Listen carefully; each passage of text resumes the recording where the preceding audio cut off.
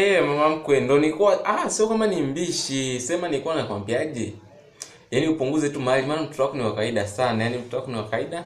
Ndo nilikuwa nakwambia hivyo. Samani kuna watu hapa wamekuja, naomba nitakupigia baadaye. Haya sawa, asante. Naam, karibuni. Mbona mnaonekana yani mna sura za kama ugomvi vile? Kwanza tuanze na wewe binti. Huyu kijana alivyokutongoza mara ya kwanza ulimwambiaje? Alinifunza mama, niogope wavulana, nikae mbali, niwe mbaya sana. Sawa. Na wewe kijana, baada ya kukuambia hivyo, sasa wewe ulimwambiaje?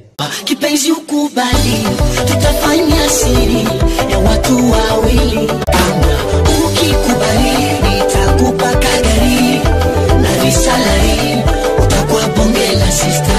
Sawa, kwa hiyo ulivyomdanganya gari akakubali, sawa.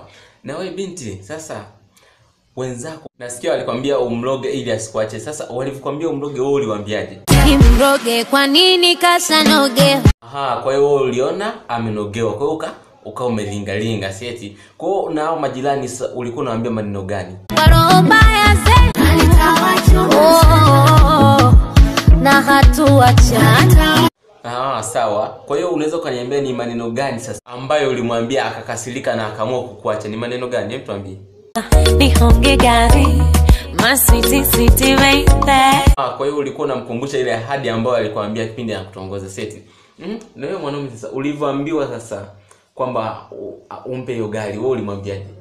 Tabia nzuri huna, ni sura libaya. Hata wewe unataka uhonge gari. Tumeisha. Ni kwa nini sasa uliamua kumjibu vile? Alisura likavu kama michepe ya kubebena, mdomo kama punda na kula futali.